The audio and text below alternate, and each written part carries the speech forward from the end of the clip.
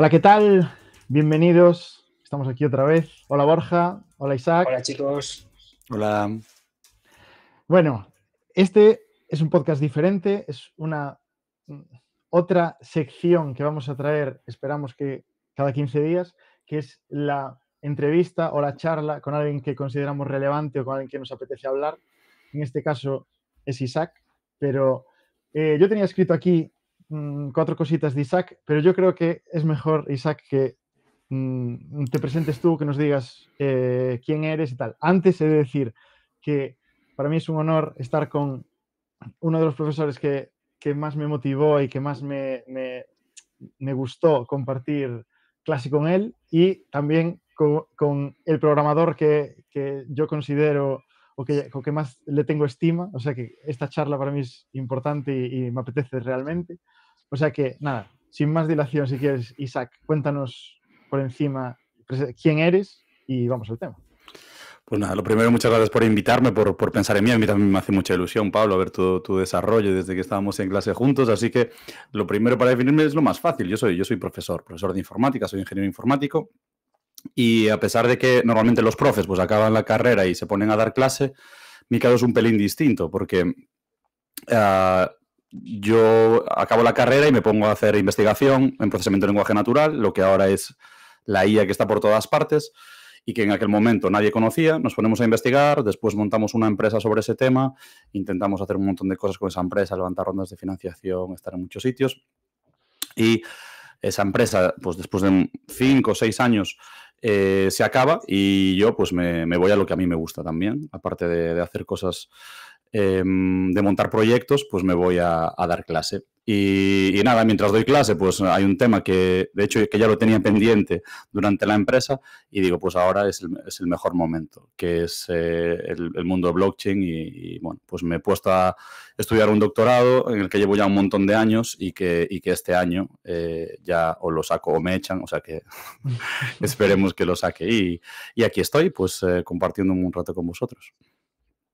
Muy bien, o Genial. sea, tocaste ahí palos bastante interesantes, ¿no? Ya en la presentación nos dio ahí titulares o nos avanzó, nos habló de temas como IA, blockchain, o nos hablaste de todo esto, ¿no? Y educación. Para toda esa gente que no conozca o que le suene a chino esto del blockchain, ¿podrías describirlo, podrías decirnos qué es en un lenguaje mundano, Para familiar? Pablos. Exactamente. Empezamos fuerte, porque yo creo que de las tecnologías más difíciles de definir. Total. Es muy abstracta y yo siempre recuerdo un vídeo que hay de Bill Gates en el cual intenta definir qué es Internet en un late night show. Y entonces él empieza a definir Internet y dice, bueno, pues puedes escuchar, leer revistas que te gusten. Y entonces el presentador le dice, ya, pero ya tenemos revistas. Pues puedes escuchar un partido de fútbol, bueno, ya tenemos la radio. Pues puedes ver películas, bueno, pues ya tenemos el videoclub. Es como que es que no me estás cambiando nada. Y hoy lo vemos con nuestros ojos y decimos, Dios mío, estábamos delante de la revolución sin verla, ¿no? Blockchain es parecido, pero es que encima ataca una cosa muy distinta a Internet. Internet es la interconexión de información. De hecho, la informática en general, la gente la ve como la ciencia de los ordenadores y es en realidad la ciencia de la información, de la gestión de la información. Y Internet intercala esa información. El problema es que la información en Internet es fácilmente copiable. Y, por ejemplo, ciertos datos que queremos que sean incopiables, pues es difícil. Necesitamos a un tercero que los custodie. El caso más típico en blockchain es el financiero. Es decir, yo no tengo mi dinero, lo tiene el banco. Y al banco le pido que me deje usar mi dinero. Y si quiero pagar, necesito una pasarela de pagos del banco que hable con el servicio que estoy contratando, con lo que estoy comprando, para que le permita tener mi dinero, ¿no? Hacer ese pago.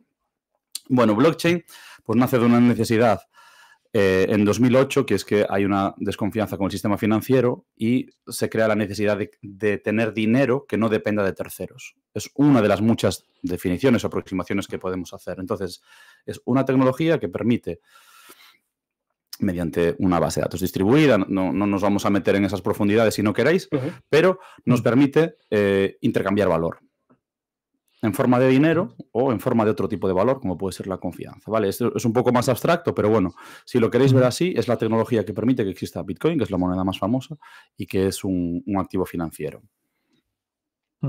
Es interesante esto y por matizar una cosa, que tampoco es que te diéramos mucho contexto del podcast y tal, antes de meternos ya en toda la materia.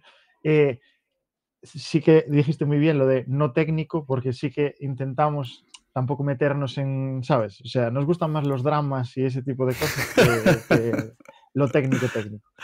Pero yo tengo una duda. Sí que es cierto que obviamente el financiero es lo que decías tú, ¿no? Que es el campo el más normal donde se aplica el blockchain, pero también yo creo que es el campo en el que más, o sea, el que más salió en las noticias, el que más impactó por el lado negativo, ¿no? Y eso Mala fama también como total, que... mala fama total. Cuando me puse a estudiarlo, de hecho, mis amigos me decían o estafado o estafador, no hay, Claro. no hay opción, ¿no? A mí me apasiona por un motivo muy sencillo, y es que desconocemos todos cómo funciona una de las cosas que más condiciona nuestra vida, que es el dinero. Totalmente. Hay un desconocimiento casi total de cómo funciona el dinero, que tiene después unas implicaciones en que no sabemos después muy bien cómo gestionar nuestra relación vital con él. Más o menos todos sabemos lo que son 50 euros, sabemos que vamos a una tienda y podemos comprar una barra de pan, hasta ahí llegamos todos. El problema es cuando nos metemos en las finanzas, en realidad son la relación entre el valor y el tiempo. ¿Vale? Y más cosas, ¿no? Pero bueno, me parece que es una definición que nos ayuda a entender cuáles son los problemas que quiere solucionar. Entonces, cuando empezamos a meter en estas ecuaciones, tenemos el valor, el precio y tenemos el tiempo. Pues en esa relación las finanzas juegan un papel muy, muy importante. Y entonces, blockchain, ¿qué nos permite? A reaprender todo eso. Nos permite repensar todo eso. ¿Qué es dinero? Es decir, ¿todas las cosas están subiendo de precio o es el dinero el que está bajando de precio? Es el dinero que vale menos, más que de precio de valor. Bueno, pues ese repensar todo eso y después, claro, a mí, desde luego, desde el punto de vista técnico, como ingeniero informático, pues me seduce muchísimo la parte técnica, que es muy grande. Como os decía antes, en los ordenadores a día de hoy la copia es prácticamente a coste cero, ¿no? Es decir, podemos copiar un archivo infinitas veces. Hacer que algo no se pueda copiar ha sido un trabajo de décadas de investigación en criptografía para que eso no pase. Es decir, para que se llama el problema del doble gasto, ¿no? Es decir, para que yo no pueda con mi Bitcoin usarlo en dos sitios, eso que parece trivial y de lógica, que es imposible que eso se pueda hacer, técnicamente tiene unas complejidades muy elevadas que a mí también me traen mucho. Pero realmente, lo que hace blockchain, te lo pregunto desde el desconocimiento totalmente, es copiar, o sea, por ejemplo, si yo hago una transacción, esa transacción está en 10.000 sitios a la vez, ¿no? Entonces, por eso esos otros 9.999 sitios se aseguran de que Correcto. esa transacción es segura, ¿no? Entonces, por eso es lo que hace, así dicho. Correcto. No, está genial resumido, Pablo. De hecho, lo explico si queréis muy rápido. Le llaman cadena de bloques por lo siguiente. Básicamente pensad en una transferencia del banco, ¿no? Pues yo qué sé, pues yo le mando 10 euros a Pablo. Entonces, tengo un emisor, un receptor y una cantidad. Y eso se anota, el banco lo anota en una base de datos. La cuestión es que es el banco el que custodia la base de datos. ¿Cómo podemos hacer para que no exista la figura del banco, del intermediario? Pues la única forma que se les ha ocurrido es una forma un poco rocambolesca, que es copiar el mismo lugar donde apuntamos esa transferencia, Isaac, Pablo, 10 euros, tal día, tal hora, pues copiarlo, como decía Pablo, en muchísimos sitios, en 10.000 sitios. Y lo que hacemos es, los ordenadores o las personas que están tomando nota de esas transacciones, les damos un sistema de incentivos. Si lo hacéis bien, os premiamos. Y si lo hacéis mal, os castigamos. ¿Para qué? Para que así todo el mundo tienda a hacerlo bien. Entonces, gracias a ese sistema de incentivos y gracias a esa repetición, tenemos la posibilidad de transferir valor sin un tercero de confianza. En realidad son muchísimos terceros, si lo queréis ver así, pero nadie tiene la posibilidad de censurarla. Y bueno, pasando ya, volviendo a hablar del tema que comentaba antes Pablo, ¿no? De la fama, de la mala fama del blockchain, etcétera, por todo lo que se publicaba en las redes, por todo lo que se quería aprovechar la gente de todo lo relacionado con el blockchain, criptomonedas, etcétera. ¿Qué hay de esos usos que se pueden aplicar a día de hoy en la realidad, en nuestro día a día? ¿En qué se está utilizando blockchain? además de la parte de las finanzas que comentabas, ¿no? Hay otros usos que se les esté dando al blockchain y que nosotros no veamos día a día, pero sí que está ahí, sí que lo vemos detrás de todo eso, ¿no? Es la gran pregunta, Borja, y es una de las mejores preguntas, porque además es como la eterna promesa. Yo creo que se enfoca mal. Es algo que está ampliamente extendido, pero en mi opinión, equivocado. No vamos a ver blockchain por todas partes, como alguna gente promete o se pueda intuir. Es probable que blockchain esté en todas partes, pero que no lo veamos. Me explico. El Banco Central Europeo y la mayoría de los bancos, por ejemplo en China ya está funcionando, van a redefinir las monedas que existen ya mismo, como el euro, como el yen o el renminbi o el dólar, las van a redefinir con una tecnología blockchain. ¿Por qué? Porque es más eficiente para el uso frecuente. ¿Qué pasa? Que nosotros seguiremos llegando al comercio, pagaremos con la tarjeta y no nos habremos enterado de nada. Claro, pero eso va en contra del interés de los bancos, en este caso. Es también muy buena pregunta, Pablo, porque lo que va a pasar no es que... Bueno, lo que va a pasar, lo que yo creo que va a pasar, no es que blockchain se va a popularizar y va a llegar tal y como es a todas partes, sino lo que va a pasar es que en todas partes van a utilizar tecnología blockchain a su manera. Esto pongo siempre el mismo ejemplo, ¿no? Yo creo que Internet, cuando empezó, podíamos poner ahí cualquier cosa y nadie se enteraba, ni quién lo ponía, ni cuándo lo ponía, ni había ningún tipo de filtro, ¿vale? Era como la libertad informacional total. Pero fueron pasando los años y pues todas las instituciones se han metido en Internet, pero han puesto también muchas trabas que pueden ser positivas o negativas y muchas aplicación de legislación que antes solo aplicaba al mundo real, si queréis, ahora aplica también en Internet. Entonces, bueno, si me permitís el chiste, hoy pones un tuit mal puesto y tienes a la policía tocándote la puerta, ¿no? Sí. Yo creo que con blockchain va a pasar algo parecido. Y es que se crea como un escenario de libertad para transmitir valor sin un tercero y lo que va a suponer es que los terceros van a meterse en algún lugar de esta forma, ¿vale? Es lo que se llama técnicamente blockchains permisionadas. Es decir, las típicas que conocemos y la creación son blockchains no permisionadas. No necesito pedirle permiso a nadie para utilizarla, para formar parte de ella.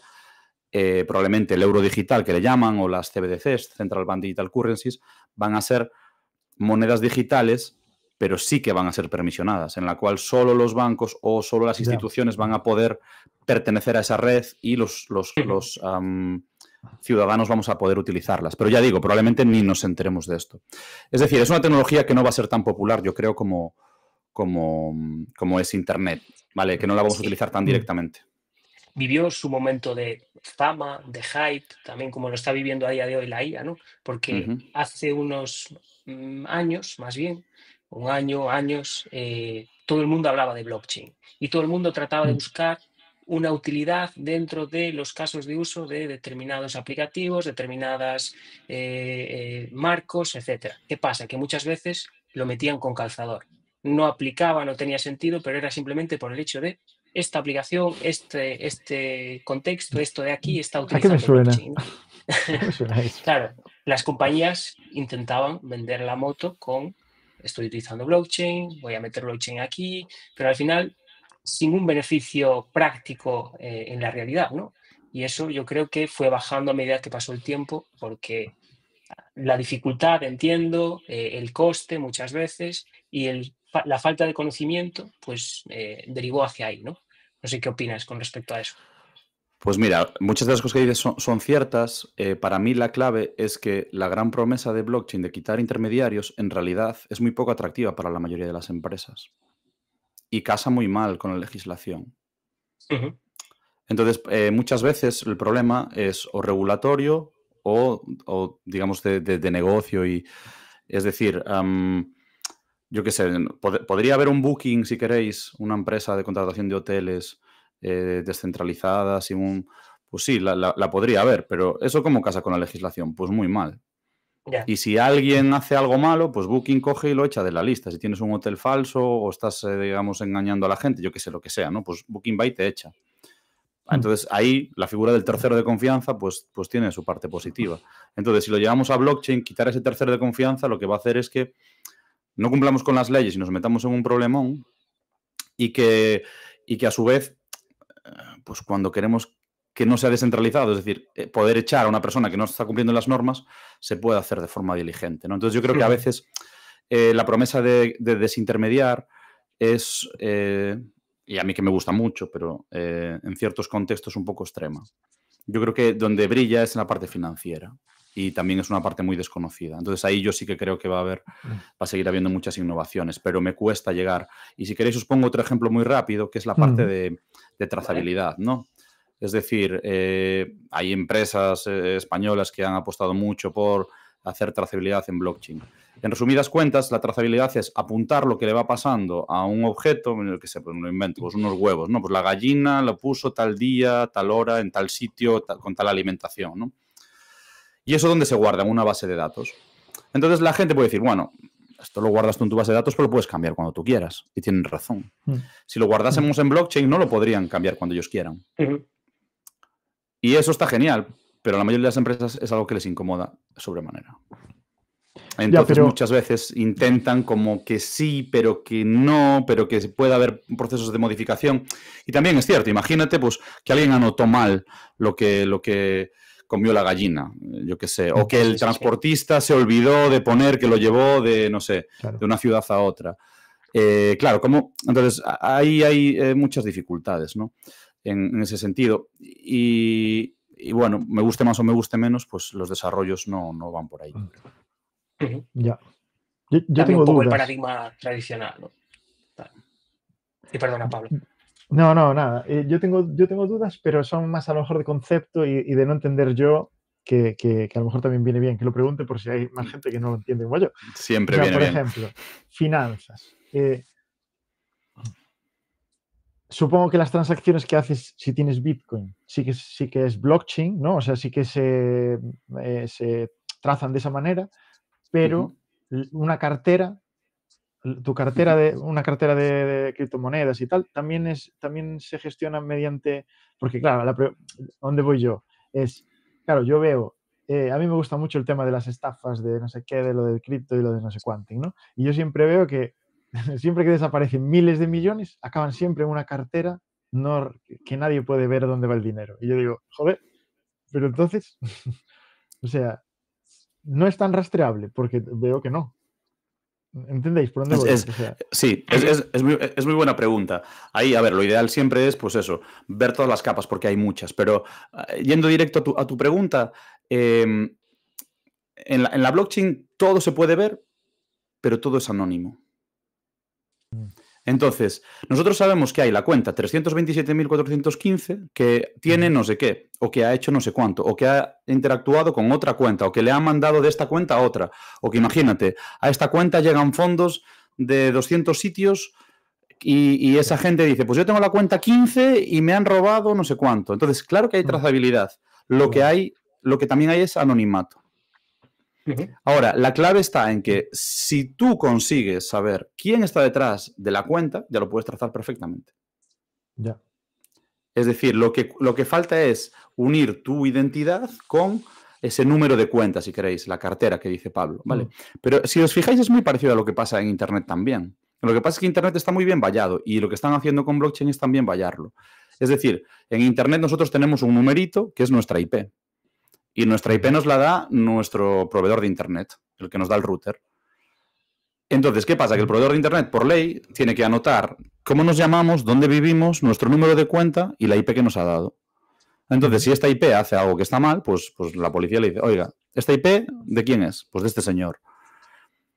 Y bueno, y más cosas, ¿no? Que hacen. Pero bueno, en resumen sería un poco esta la cosa. Y eso es lo que están intentando hacer. De hecho, este año cambió la legislación europea y ahora cada vez que tú mandas cripto de un lado a otro, bueno, ahí hay unos matices en los que no voy a entrar, pero bueno, tienes que poner de quién es propiedad ese número de cuenta, ¿de acuerdo? Para tratar de trazar todo, es decir, dice, vale, una vez que estás dentro de blockchain, tú ahí puedes hacer lo que quieras, pero yo quiero saber esta cuenta de quién es, y ahí puedo trazar que se lo mandó de aquí para aquí para aquí.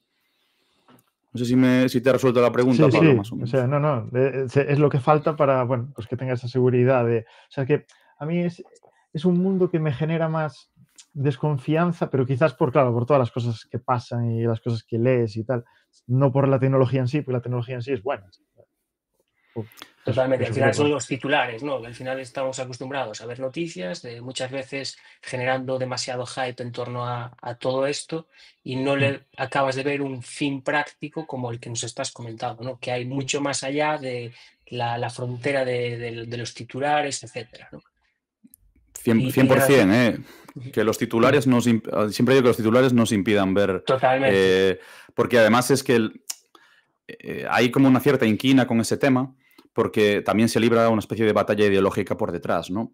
Y pensad también que es crítico, porque digamos que la revolución de Internet hablaba de información y esa se les escapó, ¿no? Y poco a poco la fueron controlando.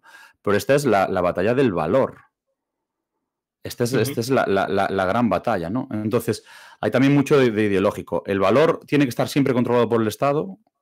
¿O puede haber entidades no estatales que generen una moneda? Hasta ahora las monedas solo las tenían los estados, cuando históricamente no ha sido siempre así, ¿no? Entonces, claro, nosotros muchas veces, desde nuestra posición europea, con una moneda más o menos estable y poderosa y que no nos cambia demasiado la vida, aunque últimamente empieza a haber algunas turbulencias, como inflación al 10% y cosas por el estilo, pues digamos que lo vemos con cierto escepticismo. Pero claro, yo una de las primeras charlas que di online durante la pandemia era con 2 chicos argentinos que pertenecían a una ONG de formación en finanzas.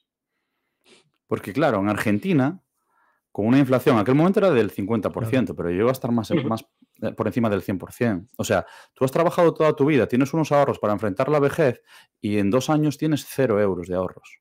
A pesar de que en la cuenta del banco ponga los 10.000 euros que tenías ahorrados o los que sean. Es decir, tú ves el mismo número, pero con ese número ya no compras nada. Entonces, claro, en ciertos contextos, la importancia de quién maneja las monedas, ¿no? es muy relevante. Y nosotros a lo mejor eso no lo entendemos tanto. ¿Entendéis? Entonces, bueno, por eso yo creo que a veces aquí nos cuesta entender. Muchos titulares hablando de estafas, de que es para comprar no sé qué cosas. Yo también siempre respondo lo mismo, ¿no? O sea, la mayor cantidad de lavado de dinero negro, de dinero de procedencias horribles está en los bancos. Seguro. Total. Hay un tema que tiene relación con esto, ¿no? Que también en su día se hablaba muchísimo y estaba por todas partes, que es el término de Web3, Web 3.0, ¿no? ¿Cómo se liga esto al blockchain, a toda esta tecnología? Qué buena pregunta. Bueno, la web la conocemos todos, ¿no? Es un sitio donde ponemos una cosita en un buscador o en la barra de direcciones y vamos a un ordenador que nos muestra una página web. Hasta ahí bien.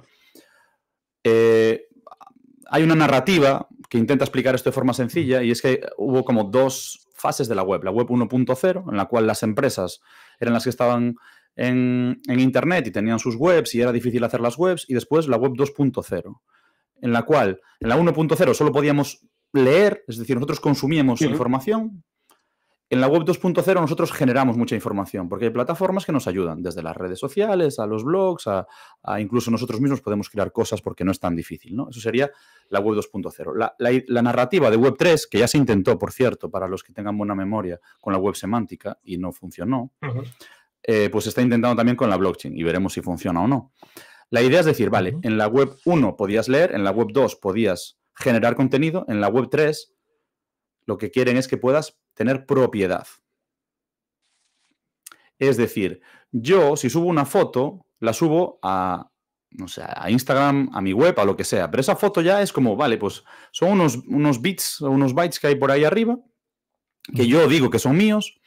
La idea, la promesa de la Web3 es decir, vale, pues le vamos a meter una capa de propiedad. Entonces yo voy a subir esa foto, pero como lo tengo en una cadena de bloques que dice que mi cuenta asociada conmigo, que yo digo que es mi cuenta, que yo puedo verificar que es mi cuenta, tiene, eso que también fue muy famoso, los famosos NFTs, tiene un token que dice que esta foto es mía, pues ahora tengo una web en la cual yo puedo leer, escribir y tener propiedad, en la cual puedo hacer pagos nativos. A día de hoy los pagos dependen de un tercero, pues tengo pagos integrados nativos. Entonces, bueno, a día de hoy, ¿qué es la Web3? Pues es una forma de interactuar con blockchain desde el navegador. Este sería el resumen rápido. ¿Vale? La promesa es esa web con propiedad.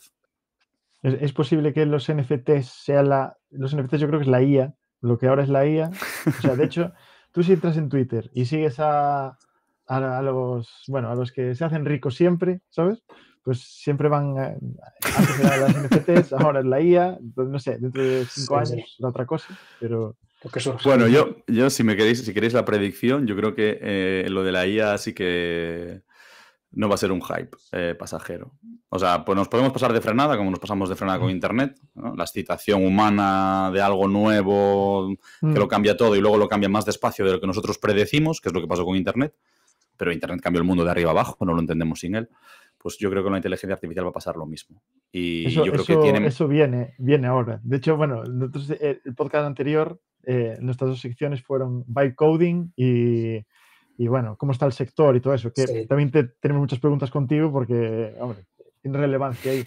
Pero no sé si alguna pregunta más, Borja, por acabar con el... No, por la parte de blockchain yo creo que quedó todo muy, muy, muy claro. O tú, Isaac, no sé si quieres tú también, no sé. Nada, yo lo único que animo a la gente es, claro, es mi pasión, ¿no? Es una de mis pasiones. Entonces, yo lo que animo a la gente es que los titulares no se dejen llevar por los titulares, que los árboles no le tapen el bosque, ¿no? Y que hay formas de no ser estafado, no pasa todos los días, y que comprender eso es una gran oportunidad. Y lo digo de corazón para mucha gente. Hacer el pequeño esfuerzo de comprender el mundo blockchain, criptomonedas, Bitcoin, etcétera, va a ayudar a mejorar muchas otras áreas que parecía que no tenían mucho que ver y nos va a hacer reflexionar un montón. Entonces, queda ahí mi ánimo para que todo el mundo que se quite un pelín los prejuicios que nos llegan de los medios para conocer más a fondo el tema. Quizás entenderlo sin ánimo de invertir a lo mejor y todo eso, sino ver lo que pasa y eso, ¿no? A ver, ¿cómo podemos usarla, no? ¿Cómo podemos usar esa tecnología? Yo monté una newsletter, yo creo que en el 19, yo diría, 18, 19. Que la idea era explicar blockchain a mis amigos, pero en una newsletter, ¿no? Para gente normal y explicándola de forma llana y sin obsesionarnos con la parte de inversión, que es un poco claro, lo que se lleva el 80% de la atención o el 98%, no sé. Claro, que también tiene su importancia, ¿eh? O sea, ahí digamos que yo creo que en ese camino se descubre la importancia de la parte de inversión, del ahorro, de lo que es una moneda, etcétera. Pero animo a todo el mundo a que lo haga y bueno, puse mi granito de arena que ahí se quedó, pero bueno, si alguien tiene curiosidad, pues ahí sigue porque más o menos describía lo que sigue siendo exactamente igual. Genial. Y yo no quiero cerrar el tema del blockchain sin que nos cuentes de qué va a ser tu doctorado, ¿no? La tesis. Pues la tesis es... La tesis es en el campo de las finanzas descentralizadas, Decentralized Finance o DeFi. Más o menos en el verano del 2020 hubo una pequeña revolución. Básicamente en blockchain hay como dos cosas que se pueden hacer. Una que es la que siempre se explica porque es la más fácil, que es el mundo Bitcoin, que es como si fuese una moneda, ¿no? Nos enviamos monedas de mentira que parece ser que tienen algún valor, ¿vale? Eso sería la parte de Bitcoin. Luego hay otro mundo que para los técnicos es muy relevante, que es los llamados smart contracts o contratos inteligentes. Que ahí lo que nos permiten es no ya solo mandar valor, sino crear un servicio, crear un código que se va a ejecutar en todos esos ordenadores y que permite generar un servicio que es imparable. Os pongo un ejemplo, un préstamo. Imaginaos que se pueda pedir un préstamo en el cual las condiciones están escritas en código y nadie las puede cambiar, bajo ningún concepto. Y además, cualquiera puede pedir el préstamo siempre y cuando cumpla las condiciones. Que no se pueden cambiar, es guay. Claro. Es como una API sobre la cadena de bloques, ¿no? Sobre la Exacto. Es una muy buena forma de definirlo. Es como una API dentro de la cadena de bloques que además interactúa con el navegador. Por tanto, es muy sencillo. No hay que ser técnico para utilizarlo, ¿no? Entonces, se empieza por ahí o se empieza intercambiando, se llaman tokens, intercambiando criptomonedas y de resultas se empieza a redefinir desde abajo arriba todo el mundo financiero gracias a esta nueva tecnología. Entonces, claro, ahí hay muchísimo que estudiar en muchísimos campos, ¿no? Entonces, bueno, yo en un momento dado recibo la llamada pues, del que fuera mi profesor de finanzas yo soy ingeniero informático de formación, pero después hago un máster en Dirección y Administración de Empresas. Mi profesor de finanzas, yo le había hablado de este tema y como la mayoría de la gente del mundo financiero lo ignoró. Y cuando le empieza a llegar, cuando empieza a ser más popular, pues ahí nos volvemos a encontrar y es cuando me ofrece hacer el doctorado, ¿no? Y empezamos a investigar en general, ¿no? Con un poco las líneas de investigación del grupo, además una línea de investigación que también me parece muy bonita, que se llama finanzas conductuales, que es el estudio de las finanzas desde la perspectiva psicológica y de la conducta humana, que además en cripto tiene muchísima influencia, muchísima, porque es algo muy de percepciones. Y empezamos a estudiar. ¿Qué? Pues no sabíamos muy bien qué. Y empezamos a estudiar pues, diversas cosas. Y en el verano del 2020 se llama el DeFi Summer, el verano de DeFi, en el cual hay como una explosión de aplicaciones que hacen un montón de cosas y se empieza a redefinir todo el sistema financiero con esa tecnología. Entonces había un hambre gigantesca a nivel académico por estudiar esto. Yo en concreto lo que he estudiado sobre todo es la relación entre este tipo de activos con variables conductuales, por ejemplo, análisis de sentimiento, que tiene que ver un poquito también con inteligencia artificial, o pues yo que sé, relacionar cuando se habla mucho en Twitter de un activo, si eso tiene influencia en su precio, y después toda la parte descriptiva, claro, es decir, cuáles son los servicios que entran dentro de la categoría de finanzas descentralizadas, cómo los categorizamos, por ahí va. Explicar DeFi y relacionarlo con variables conductuales. Es un poco la tesis. Siempre son muy abstractas. No, sí, sí. Interesante. Totalmente. Es interesante. Sí, sí. Bueno, y ahora te vamos a hacer la primera pregunta, que de hecho tenemos así como apuntadas algunas cositas, y se nos olvidó la primera pregunta, que es la primera pregunta que le hice yo a Borja en el primer episodio, que es ¿qué IAs usas diariamente? Que es lo que lo dijo Borja, que va a ser una pregunta que se haga cada vez más, ¿no? Sí, totalmente. No soy muy original, ¿eh? Yo uso dos muy intensivamente, que son ChatGPT y Perplexity. Tal cual. Son las dos que más uso. Y también Copilot. Como programo bastante menos que antes, también Copilot. Últimamente más que hace un tiempo. Y yo diría que son todas, porque claro, en ChatGPT ya metieron un poco en la aplicación, que está genial, ya metieron un poco todo junto, ¿no? Ya incluso Sora puedes hacer cosas ahí para hacer vídeos. La probé un poquitín y nada más. Y luego la parte de imágenes también la he usado bastante, pero ya la uso también dentro de la aplicación. Me parece muy buena aplicación. También he probado Gemini, Claude, bueno, o sea, intento trastear un poquitín con todas, pero en mi trabajo diario ChatGPT ha sido por ahora la que más he usado. ¿Y lo usas en modo pregunta-respuesta, por ejemplo, ChatGPT, eso sí, Perplexity igual, ¿no? Como un buscador con muchas vitaminas. Pero luego Copilot, por ejemplo, no sé si hablabas de GitHub Copilot o del Copilot de Microsoft. GitHub Copilot es GitHub Copilot. ¿Y lo utilizas para generar código para, yo qué sé, hacer POCs rápidas, para hacer algún desarrollo o apoyarte en él para desarrollar más rápido? ¿Cuál es el uso que das ahí con respecto a la generación de código? Claro, yo genero poco código, es decir, yo genero código para mis clases y después también tengo que saber utilizarlo porque esto lo estamos integrando en clase. Por suerte, estoy en la parte en la que lo podemos utilizar. Después podemos entrar, si queréis, en cómo abordar desde la educación la parte de ella, que es un tema que a mí me interesa muchísimo y es muy interesante. Y para mí sí está sin resolver, ¿no? Pero bueno, yo en lo que doy sí que yo animo a los estudiantes a que lo usen y en los últimos años, claro, hemos visto una progresión gigantesca. Entonces a mí me gusta mucho la integración que están haciendo con Visual Studio Code desde GitHub Copilot y bueno, un poco no tener que andar copiando y pegando, algo que parece tan tonto pero que ayuda un montón, o poder hacer un hotfix o que sepa un poco el resto de códigos que tienes, eso ayuda un montón. Aunque mi sensación es que ChatGPT lo hace muy bien y hablamos también muy bien de Claude, que la use menos, pero... Cada vez, lo hablábamos el podcast pasado, cada vez lo hacen mejor. Posiblemente en 5 años seamos camareros. No se sabe. A ver, nosotros usamos un poco las mismas, pero claro, nos llama mucho la atención, a mí por lo menos, el tema de educación, IA y todo eso. Y también el estado del sector, porque somos conscientes todos de que ahora mismo cada vez está más complicado y obviamente, claro, las empresas viendo cómo se genera código actualmente, cada vez va a estar más complicado. Yo que estuve contigo, estudié, sé lo que es más o menos un FP, aunque no lo haya acabado. Claro, a día de hoy, aún, si yo cuando ya estaba estudiando eso, pensaba en las tres opciones, ¿no? Carrera, FP o bootcamp, que son esas tres opciones. yo no te voy a decir por cuál iría yo quiero saber por cuál irías tú sin ser profesor. O sea, si tú dijeras, vale, tú sabes cómo es el FP, también sabes cómo es el bootcamp, porque eres un tío que está en el día a día, ¿tú qué harías a día de hoy si fueras una persona que quiere empezar? Qué bueno, no me esperaba la pregunta. Y claro, no puedo responder de otra forma si no es depende. Es decir, ¿cuánto quieres invertir? ¿No? Es decir, yo, si queréis, os hago un resumen muy rápido de cómo veo cualquiera de las tres, ¿no? Para mí la carrera es Esparta. Es decir, sueltan a los niños en medio del bosque y que se busquen la vida. Y si sobrevives, pues a lo mejor no sabes mucho de lo que estudias, pero sabes que sabes sobrevivir, ¿no? Entonces yo por eso muchas veces a la gente lo que le digo es, si eres trabajador, si eres concienzudo, si eres un superviviente, no te preocupes si no tienes la carrera y eres capaz de aprender por ti mismo, ¿vale? Claro, si no, si eres una persona pues que te cuesta más, la carrera lo que te hace es endurecerte, ¿no?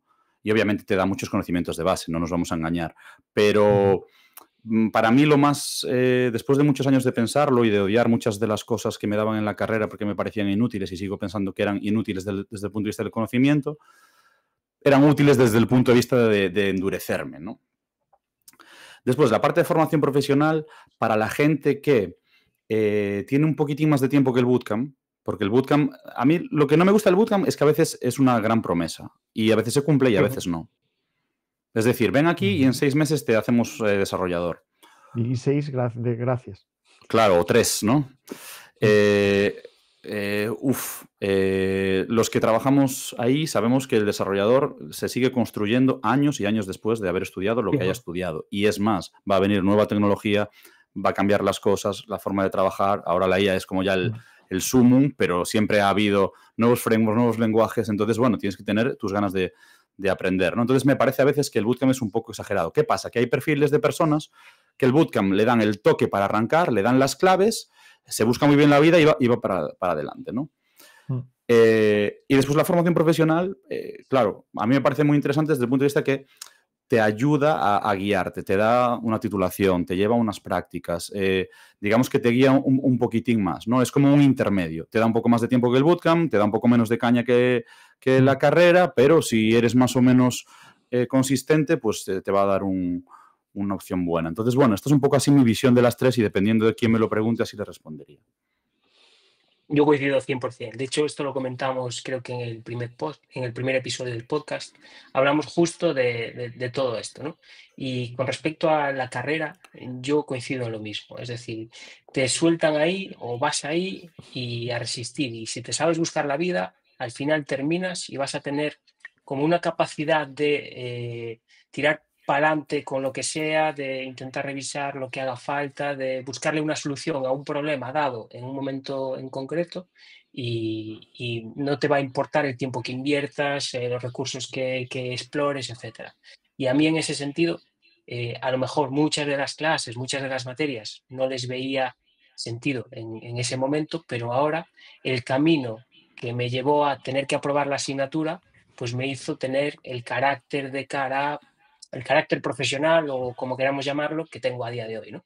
Y por otro lado, también veo que lo que comentabas justo de que si te metes a lo mejor a un bootcamp o realizas un bootcamp, te da ese punch para arrancar, que por ejemplo Pablo es un tío que estoy seguro que con lo mínimo y con la inquietud que tiene ya era capaz de llegar a donde quisiese, porque es lo que le pasó. Ahora es un crack en lo suyo y simplemente con el hecho de perseverancia, practicar, revisar cosas, hacer sus side projects, etcétera, está ahí y es capaz de sacar el máximo, ¿no?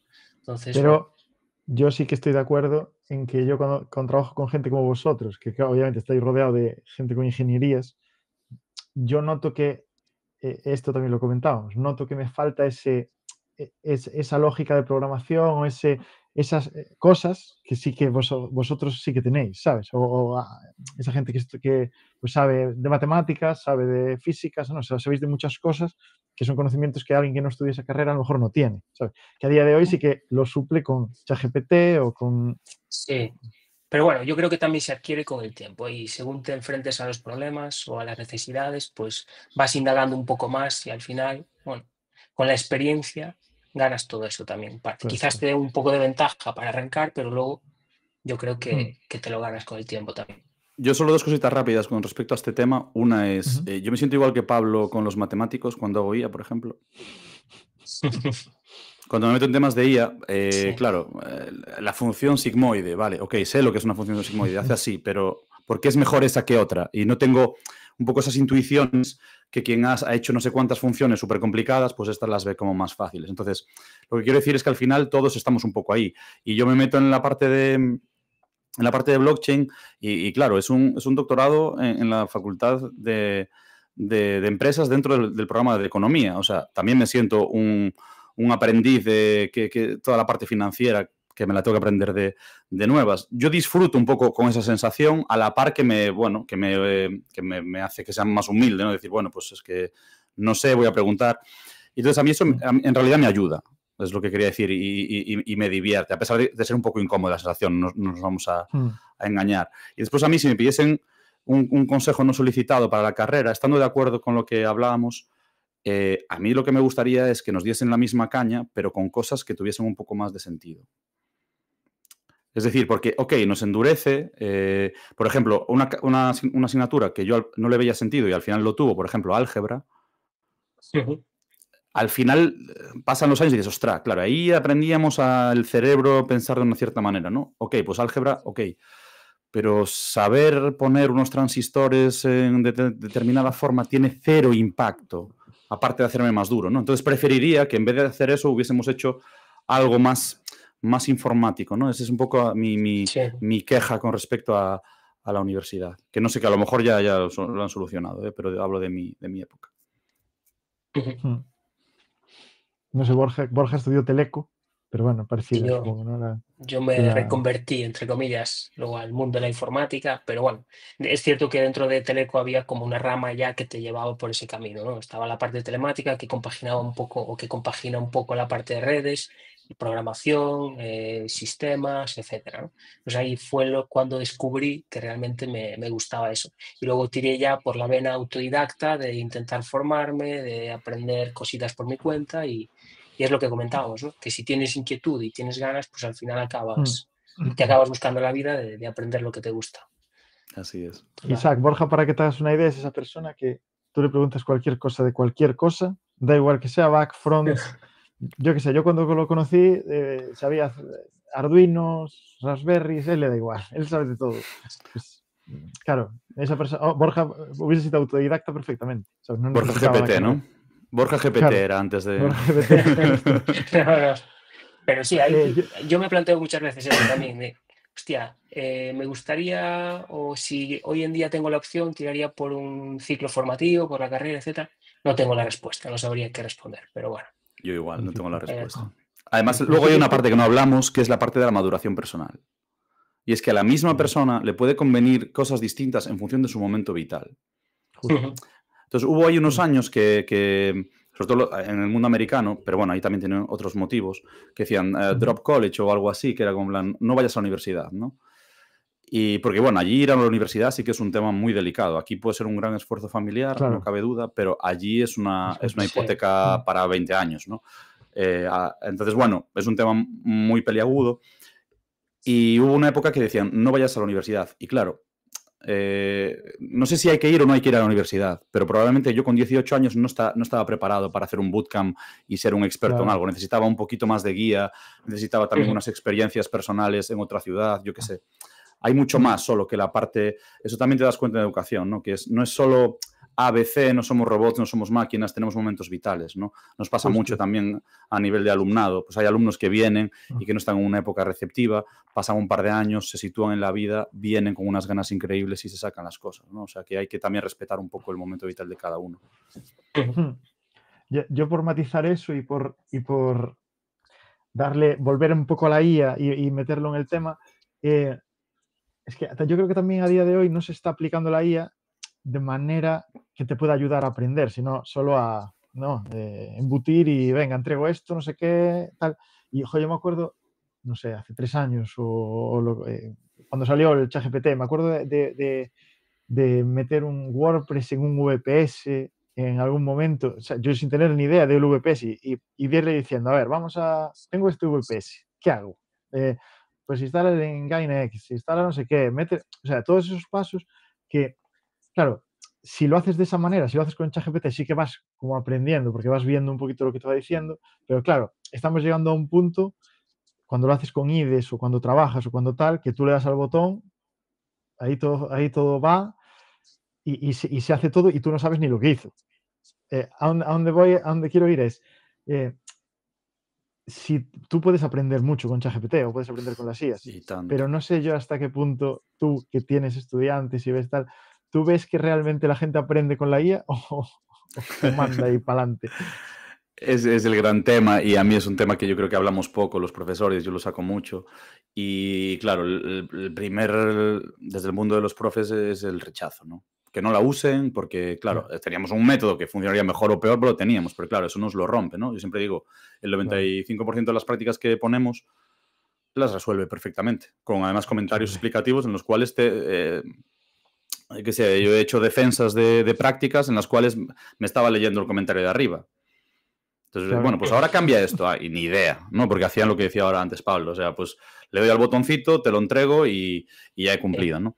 Entonces, y vuelvo a lo de antes, porque lo enlazabas muy bien, Pablo. Tienes 18 años. Te has apuntado a esta historia porque tus padres te dicen que algo tendrás que hacer. Tú estás a otras cosas, yo que sé, al fútbol, me da igual, lo que queráis, a estar con los amigos, tal. Y tienes que cumplir. Y dices, la maquinita esta de las soluciones me hace cumplir, perfecto. Pues para adelante. Y me saco el título y si lo pensamos desde esa perspectiva, pues es la optimización perfecta. Totalmente. Claro, si tú en vez de 18 años, pues como me encontré el caso de Pablo, si no te importa que dé así un poco de detalles, pues una persona que tenía ya un cierto bagaje personal, que había trabajado de muchas cosas, que había vivido en otras ciudades, que venía con unas ganas increíbles, lo tenía clarísimo, lo que quería ser. Claro, le das una IA y vuela. Si tú fuiste a, no sé, 5X, un alumno normal, pues a lo mejor con la IA vas a 20X. ¿Por qué? Porque en vez de estar esperando una semana que hablar con el profesor, que te diga, que le explicas, que le enseñas tal, lo tienes en casa. Entonces, claro que la IA ayuda muchísimo a aprender, muchísimo. Y a veces hay discursos como súper positivos de es que con la IA se puede aprender. Sí, con la televisión se pueden ver sitios maravillosos o se pueden ver programas horribles, ¿no? Pues con la IA un poco lo mismo. O sea, se puede aprender muchísimo o se pueden hacer trampas o... Entonces depende mucho más del momento vital. Por eso yo creo que, y es algo que a mí particularmente me gusta en mi trabajo, es la parte de hacer un poco de guía.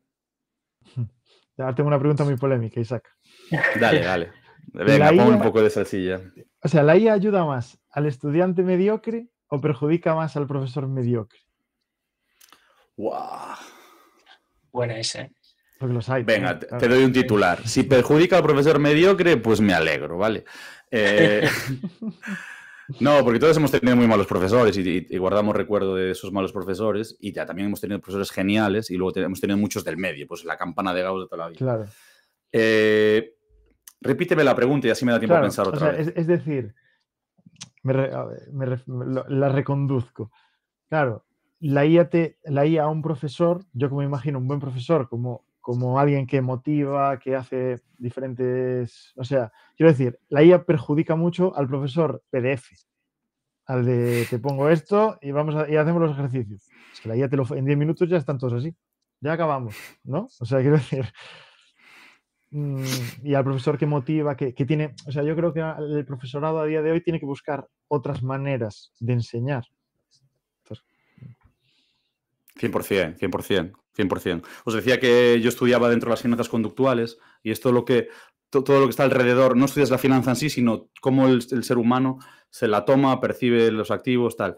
Aquí es un poco parecido, ¿no? Yo me acuerdo que empecé informática porque decía que se me daban mal las personas y prefería máquinas. Era una forma así un poco rimbombante de decir que quería estudiar informática, tampoco os creáis, ¿no? Sí. Y claro, después yo descubro la parte de docencia y me enamoro de que al final... O sea, tienes que trabajar con personas, tienes que adaptarte a ellos, tienes que motivarlos. Yo creo que eso se va a poner mucho más, ¿no? O sea, claro, antes muchas veces, ostras, ¿cuántos profesores cogen un libro, van por el libro, tiki, acaban el libro 90%. Y ya está, ¿no? El profesor PDF.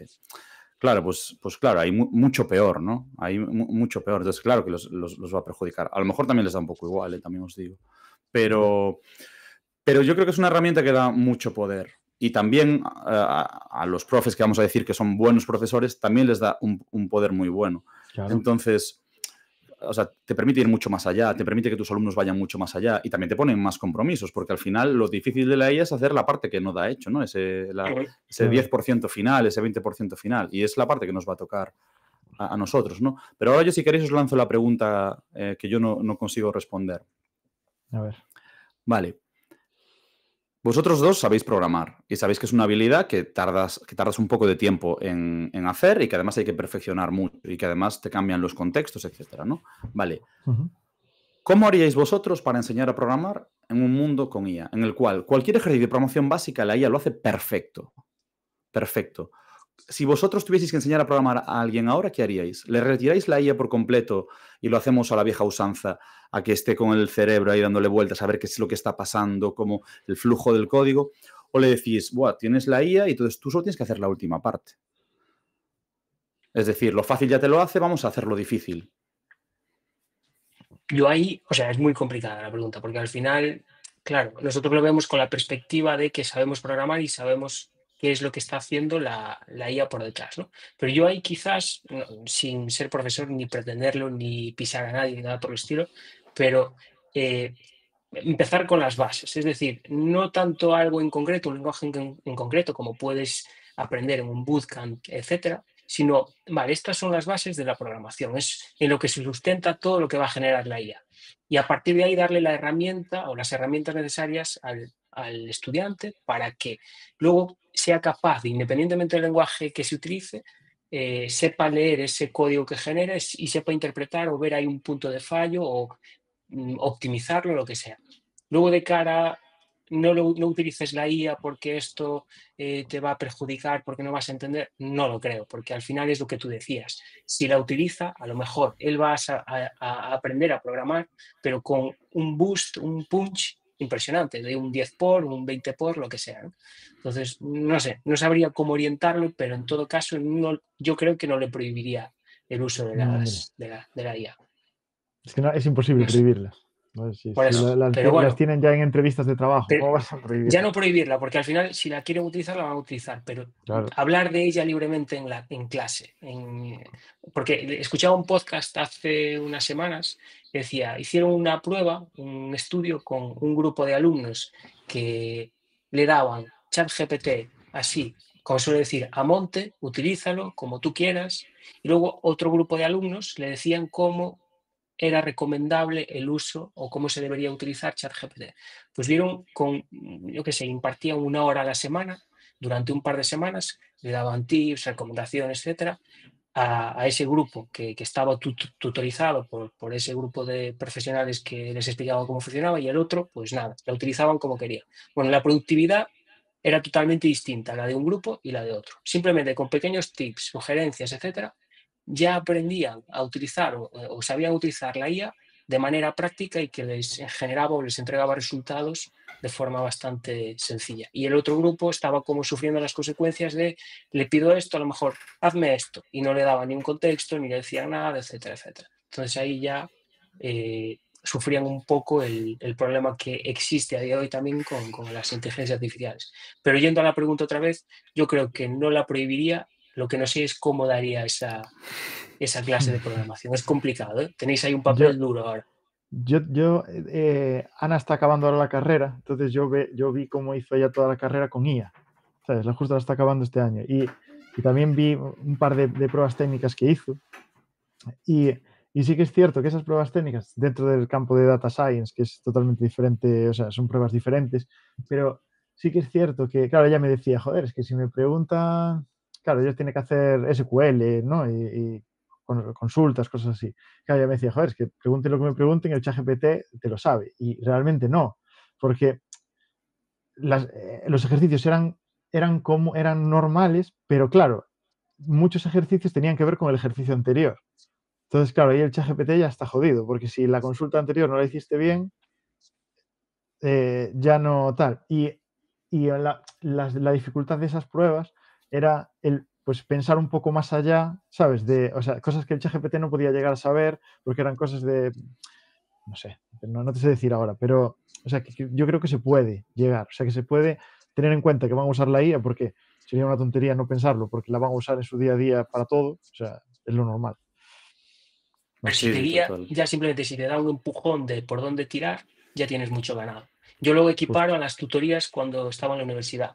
Iba a una tutoría con un profesor específico y a lo mejor me decía una cosa mínima y ya sabía cómo continuar un ejercicio o una práctica o lo que fuese. Y aquí un poco igual. Sí, yo estoy de acuerdo con lo que decía Borja. Es el gran elefante en la habitación, pero no solo de nuestro sector más técnico, sino de muchos otros, ¿no? El otro día el propio ChatGPT me sugería una encuesta y la hice por curiosidad y es sobre todo la parte de acompañamiento psicológico, ¿no? Que yo, por ejemplo, no uso, pero que seguro que a mucha gente le está ayudando o no, yo no lo sé, ¿no? Pero que habla con ChatGPT como si fuese su psicólogo y tú qué crees que debo de hacer en esta situación, etcétera, ¿no? Claro, si visteis la última de Google para competir con Sora a nivel de vídeo, es tan espectacular que, claro, que están en Hollywood con miedo. Es decir, no, es que ya, es el gran elefante. No compite con Sora. Es el gran elefante en la habitación en todas partes y es la gran conversación. Y como además viene un poco de nuestro sector, yo creo que también tenemos un poco, no diré la responsabilidad, ¿no? Pero sí que tenemos que hablarlo más, ¿no? Y como si lo hablamos poco, pero bueno, que es un tema que hay que hablar. Y con los alumnos también, que era lo que iba, ¿no? Es decir, y yo lo saco en clase mucho. Yo ya digo, estoy en una posición ahora un poco particular porque yo doy un curso de especialización con la gente extremadamente motivada en la que utilizamos servicios de promoción de videojuegos y realidad virtual en una plataforma que ya está trabajando para tener una IA. Y claro, ostras, es que ayuda en muchísimos sentidos, ¿no? De hecho, el otro día me decían unos alumnos, en videojuegos es muy habitual hacer game jams, no sé si las conocéis. Es como un hackathon. No. Son como durante 2-3 días hacemos un videojuego, nos juntamos en un sitio, hacemos un videojuego de cero hasta ahí a partir de un tema, ¿no? Son súper populares, sobre todo en la fase en la que están de aprendizaje, ¿no? Y entonces fuimos a una game jam, lo hicieron muy bien, tuvieron muy buen resultado, etcétera. Y me decían, pero profe, ¿cómo hacían antes las game jams sin IA? Ya te digo. Y ya, pues los videojuegos eran mucho peores, es que es tan sencillo como eso, ¿no? O sea, yo he dado este curso pre y post IA, porque al principio funcionaba fatal con Unity y con C#, que es lo que damos nosotros, pero ahora ha mejorado mucho, especialmente este último año. Entonces, claro, los resultados mejoran muchísimo y los alumnos lo hacen. Pero, por ejemplo, pues estos días estamos con prácticas muy complejas en la cual pues hay que hacer multijugador con códigos en paralelo, orientados a eventos, cosas ya muy complejas. Y, claro, la práctica que antes les llevaba 15 días, les llevó 3. Y yo digo, ¿pero lo entendéis? Claro. No la entendemos. Pero, chicos, pues no me sirve de nada. Pero yo mismo estoy un poco descolocado porque, digamos que hasta ahora lo que hacíamos era pedir... Es como las redacciones, ¿no? Pues yo te pido que redactes algo, no porque yo quiera leer nada de lo que tú escribas, con todos los respetos, sino porque ese ejercicio a ti te ayuda a recolocar tus ideas y saber expresarlas, ¿no? Si hablamos de una redacción típica de la ESO. En programación es una cosa parecida. Yo te mando a hacer una práctica, no porque esté deseando leer tu código, sino porque el ejercicio de escribir ese código a ti te ayuda a aprender. Vale, si eso empezamos a no tenerlo, no, es que... Entonces, yo creo que hay contextos en los que va a haber que restringir el uso de IA. Es decir, estando muy a favor de hablarlo, etcétera, pero va a haber contextos... Y hay una forma muy típica, y Pablo, si te acuerdas, porque yo a ti también te lo hice en su época, que es una cosa que yo odiaba, pero que yo he hecho como profesor, porque, claro, te cambia el rol, y es utilizar esta herramienta. Ya te digo. Es verdad que hacíamos los exámenes con bolígrafos, es verdad. Es verdad. ¿Por qué? Porque es que ahí no hay escapatoria y ahí te puedo hacer preguntas y estás tú solo contra el papel en blanco. Y los alumnos siempre decían, y si no pongo un punto y coma, me da igual. Y si la instrucción es exactamente igual, me da igual. Yo quiero saber si sabes exámenes pensar. de HTML con boli, ¿sabes? Y nosotros también lo hacíamos, ¿eh? O sea, al principio fue duro eso, pero bueno, tiene ese sentido, totalmente. Estaba yo pensando, claro, las clases de Isaac, yo no recuerdo, o sea, sé que nos diste Git, sé que nos diste CSS, ¿no? Y HTML, toda esta historia. Claro, es que a día de hoy yo me acuerdo de ejercicios tuyos que eran, ya no llego Git, que Git a lo mejor puede ser un poco más complejo, pero replica esta página, ¿sabes? En plan HTML y unos estilos tal. Eso coges y lo pasas a la... O sea, eso tardas 20 Ahora te lo segundos. hacen. Sí. Claro, claro, sí. Entonces es difícil saber si el alumno entiende o no entiende. Y luego la otra forma también es la oral, que en otros contextos tiene más sentido. Pero claro, es que lleva mucho tiempo oral. Es decir, es que si tienes 25 o 30 alumnos y estás 10 minutos con cada uno, siendo generoso, pues... Entonces, bueno, ahí hay un desafío muy grande que es la IA aplicada en educación y ahí estamos todos. Pero bueno, o sea, lo que viene no se para, la velocidad asusta y no va a ser solo en este sector, ¿no? Y a nivel también de, por ejemplo, de contratación, se está viendo ya que hay unas bajadas importantes y los chicos cuando son inmaduros dicen, bueno, pues ChatGPT me resuelve la tarea de la asignatura, pero yo les digo, no os van a contratar para hacer esto, pues si lo hace ChatGPT no os van a contratar a vosotros, no os van a contratar vale, que parezca que lo haces y te lo hace la IA, sino que os van a contratar para hacer lo que la IA no da y cada vez da menos cosas. Entonces hay que tener una visión de conjunto. ¿Cómo los llevamos hasta ahí? Pues es un poco el desafío que tenemos por delante y no es pequeño. Y con respecto a eso que comentas, yo cada vez que abro un chat ahí con Perplexity, ChatGPT, para decirle sobre todo, mira, redáctame bien este texto porque le digo 4 cosas ahí mal puestas y ya me lo hace bien. Me viene el pensamiento intrusivo de, ostras, estás haciendo algo que va en contra de ti y que seguramente te haga perder facultades con el tiempo. Porque antes a mí me encantaba escribir y bueno, no está bien que lo diga, pero considero que no escribía mal y que redactaba medianamente bien, etc. Pero me preocupa que, es un ejemplo esto, pero con el paso del tiempo, todo esto, el uso de este tipo de herramientas, me haga perder esas facultades y poco a poco degradar lo que antes hacía relativamente bien, ¿no? Y esto aplicado a cualquier ámbito, al de la programación, a cualquier tipo de tarea, ¿no? Y bueno, yo creo que eso me hace reflexionar y cada vez que abro un chat me pongo a pensar y digo, joder, ¿ahora lo voy a hacer yo o lo hace la IA? ¿Qué primo más? ¿No perder esas facultades o hacerlo más rápido? Pero bueno, es reflexión ahí que tengo de vez en cuando. Llevamos en esto todo el tiempo, porque yo me acuerdo que mi padre tenía una orientación espacial, íbamos a una ciudad, se veía el mapa, lo medio memorizaba o más o menos se veía un poco tal, y desde que hay Google Maps, y yo, bueno, o sea, que sí que viví el pre-Google Maps y el pre-TomTom y todas estas cosas, pues tampoco tenía mala orientación espacial y es una habilidad que ya nunca más tiene mucho sentido, ¿no? O sea, bueno, vas dando un paseo, pues sí, pero tienes siempre la facilidad de ir a la playa. Entonces, la contraparte de eso, que a mí me gusta mucho y que lo hablábamos también mucho en las clases, es, en realidad la informática es, y a ver si esto se entiende fuera de un poco los tres, ¿no? que seguro que lo entendemos, pero fuera del sector, la informática es el camino hacia hacer acciones de más alto nivel. Es decir, si antes para hacer una página web tenías que hacer unos códigos muy complicados, pues de repente salen herramientas, yo que sé, WordPress, que nos permite hacerlo muy fácil sin tocar una línea de código. Y claro, pues estamos siempre yendo hacia el alto nivel. Y el alto nivel significa que no lo tenemos que hacer por debajo, ¿no? O sea, es decir, si tenemos que hacer una raíz cuadrada, nadie se pone con un papel a hacerla como nos enseñaron. Yo es que ya no sé si os enseñaron cada vez siquiera. me olvido más ya.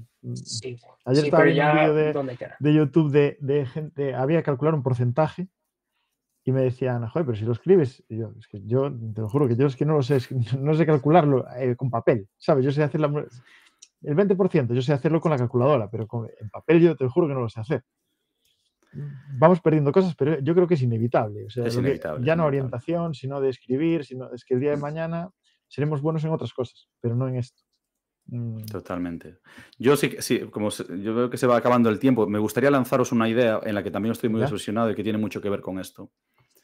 Que es, ¿creéis que vamos a seguir utilizando los mismos dispositivos y de la misma forma cuando pienso en Siri, pienso en Alexa y ese tipo de herramientas que eran muy básicas y que tenían una promesa que nunca llegaron a cumplir, que fueran nuestro asistente? Pues al final le decíamos acciones medio memorizadas y las hacían.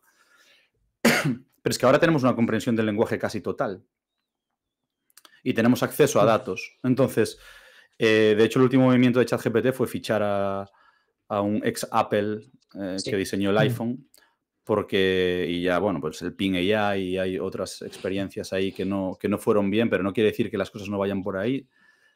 ¿Pensáis que vamos a seguir utilizando las cosas que estamos utilizando ahora? El PC, el móvil, o que los interfaces de voz van a llevarse un porcentaje muy, muy, muy importante. Yo creo que va a cambiar. No sé en qué medida, pero sí, ya se está viendo con, por ejemplo, las gafas, tanto de Meta, las de Google, ya es un paso. Quizá no tan drástico como el que tendremos en un futuro, no sé cuándo lejano, pero ya es un paso. Entonces sí, yo creo que va a haber cambios. ¿Probasteis Sesame AI? No. Que es conversacional en inglés. Es No. increíble. O sea, Es la que traduce de forma automática. ¿o no? no. Es una IA que se llama Es que me Sesame, suena. que, o sea, tú hablas con ella y es como si estuvieras hablando con... Total, es gratis y es como si estuvieras hablando con alguien de Estados Unidos, tal cual, tiempo real. Y se acuerda de tus conversaciones de un día para otro y tal. Pero eso yo lo hago con ChatGPT.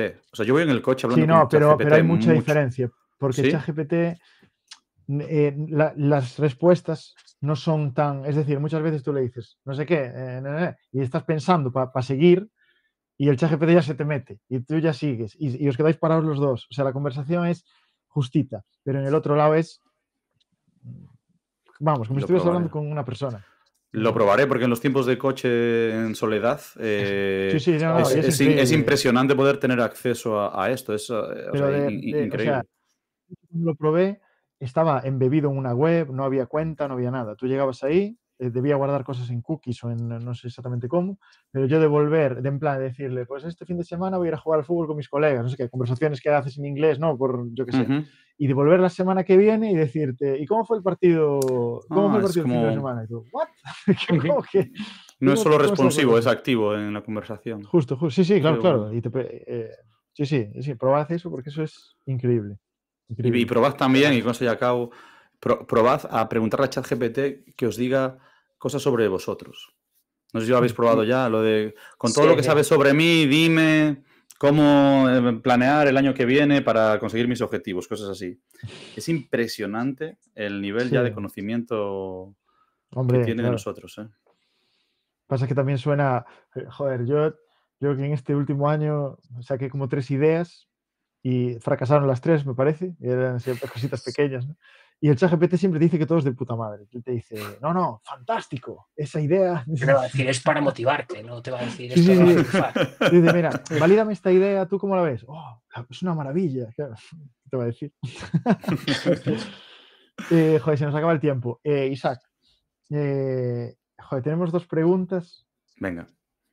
que queremos inaugurarlas porque tenemos 2 preguntas que queremos hacer que sean un poco incordiosas, tipo la resistencia, ¿no? Un par de preguntas Por así un favor. poco incómodas que las Me queremos hacer a gusta. todo el mundo, entonces por eso no tiene que ver nada con tal. Venga, Borja, dale ahí una tú.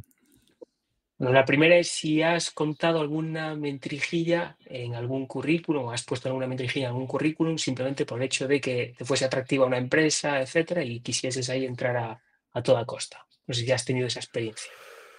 No, mentira seguro que no. Mentira seguro que no. Ahora, sí que es cierto que además como mi perfil es un poco variado, pues sí que obviamente el currículum no es el mismo para todos. Eso seguro. Bueno, pero eso no es... Ya, pues es que no, el pecado grande no lo he hecho, eso os lo puedo asegurar. Vale. Bien. Y la segunda, que es que nos digas alguna empresa que te haya rechazado. Que sea, si es que la hay, así alguna, yo qué sé, que sea guay o que sea, no sé. Si es alguna desconocida, pues bueno, tampoco es. Buah, pues mira, una que sabía que era casi imposible, pero que me hacía mucha ilusión, que era una beca de investigación para pues, uno de los principales proyectos DeFi a los que le mandé mi proyecto de investigación y me dijo que no, como hace un año, diría yo, por ahí, que es Uniswap. Uniswap Labs, que es la empresa que está detrás de No la Uniswap, conozco. que es bueno, una de las principales plataformas de intercambio de tokens de forma descentralizada. Pues es el típico ejemplo de empresa DeFi. Claro, que suponía, pues eso, un año en Nueva York con unas ventajas increíbles y tal. Y entonces, bueno, yo era un triple o un medio campo casi que me tiré. Pero bueno, pues me fastidió, claro. Pues nada más, no vamos a robarte más tiempo. Joder, me da la sensación de que fuimos como así por temáticas, como íbamos cómodos, da igual, íbamos IA, no sé qué, pero bueno, ¿estuviste cómodo, Está Isaac? bien. ¿Te lo pasaste bien? Yo, o sea, salvo porque fue en castellano, es como si estuviéramos tomando algo, chicos, así os lo digo. Sí, Estupendo. Así que súper los cómodo. 3 somos galegofalantes y los 3 hablamos entre nosotros en gallego, pero bueno, por eso fue difícil. Pues nada, muchísimas gracias a los 2 y nos Gracias, Isaac. vemos el próximo viernes, ya Borja y yo solos. De Ahora acuerdo. Muy mismo bien. con el podcast. Muchas gracias, Pues chicos. venga, hasta luego, Gracias. gracias Isaac por venir. Hasta Gracias, luego. Isaac. Chao, chao, chao.